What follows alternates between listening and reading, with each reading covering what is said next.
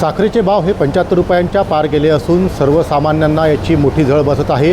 त्याचप्रमाणे आता उद्योग व्यवसायावर देखील याचा मोठा परिणाम जो आहे हा जाणवू लागला आहे।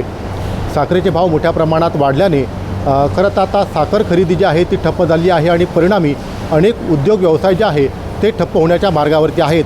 आपण आहोत जळगाव शहरातील MIDC परिसरात। या ठिकाणी फूड कंपनीमध्ये चॉकलेट कंपनी असेल, जेली कंपनी असेल, या कंपन्यांना मोठ्या प्रमाणात जे आहे खरं तर साखरेची आवश्यकता असते। मात्र मोठ्या प्रमाणात दरवाढ झाल्यामुळे आता या कंपन्यांकडून जे आहे ते कुठेतरी ऑर्डर घेणं जे आहे ते बंद करण्यात आलेलं आहे।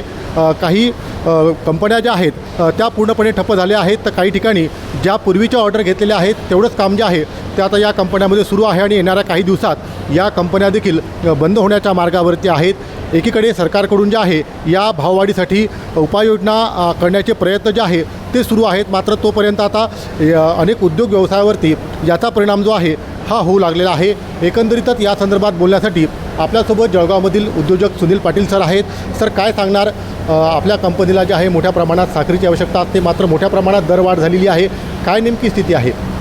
आता आम्ही सध्या फक्त जे जुन्या ऑर्डर आहे त्यासाठीच साखर खरेदी करत आहोत आणि याच्यानंतर ज्या ऑर्डर कंप्लीट झाल्यानंतर आम्ही प्लांट बंद करणार आहोत। किती युनिट आपल्या कंपनीमध्ये आहे आणि ते किती सुरू आहेत? काय म्हटलं? युनिट किती सुरू आहेत आपल्याकडे? युनिट आमच्याकडे 6 आहे आणि त्यापैकी 1 युनिट आता सध्या चालू आहे, 5 बंद आहे। एकंदरीतच पूर्ण जळगाव MIDCचा विचार केला तर साधारणतः किती कंपन्या ज्या आहेत ज्यांना मोठ्या प्रमाणात साखरेची आवश्यकता असते, सद्यस्थितीमध्ये काय नेमका परिणाम झाला आहे? जळगावमध्ये जवळपास 30-40 युनिट असतील जे फूड प्रॉडक्ट बनवत असतील, त्यापैकी जवळपास 80% बंद झालेले आहे। कारण की या रेटमध्ये प्रोडक्शन घ्यायला परवडतच नाही आणि समोरून कोणी पार्टी त्याला रेट वाढवून मिळत नाही आहे। निश्चितच आता काय नेमकी आपली सरकारकडे मागणी असणार आहे, कारण प्रामुख्याने या उद्योग व्यवसायावरती अनेक रोजगार जे आहेत ते देखील अवलंबून आहे, मात्र त्यांच्यावरती उपासमारीची वेळ येण्याची शक्यता आहे। काय अपेक्षा असणार आहे सरकारकडनं? आमचं उद्योजकांचं एकच म्हणणं आहे, रेट काही असो पण एक स्टेबल असायला हवं। कारण आम्ही कोणाला रेट कोट करणार आहे आणि नंतर रेट डाऊन झाले तर आमचा माल कोणी घेणार नाही, कारण की त्याची रेट जास्त रेटने आम्ही परचेस केलेला असेल।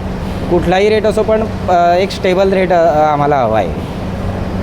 निश्चितच एकंदरीत जे आहे साखरेची दरवाढ झाल्यामुळे मोठ्या प्रमाणात आता उद्योग व्यवसायावरती परिणाम होऊ लागलेला आहे। त्यामुळे शासनाने याबाबत त्वरित दखल घेऊन जे आहे यावरती तोडगा काढावा अशी मागणी जी आहे ती उद्योजकांकडून केली जात आहे।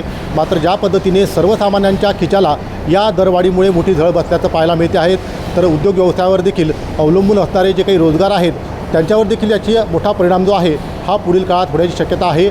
एकंदरीत आता याबाबत सरकार नेमका काय निर्णय घेणार हे देखील पाहणं महत्त्वाचं ठरणार आहे। मंगेश जोशी, NDTV मराठी, जळगाव।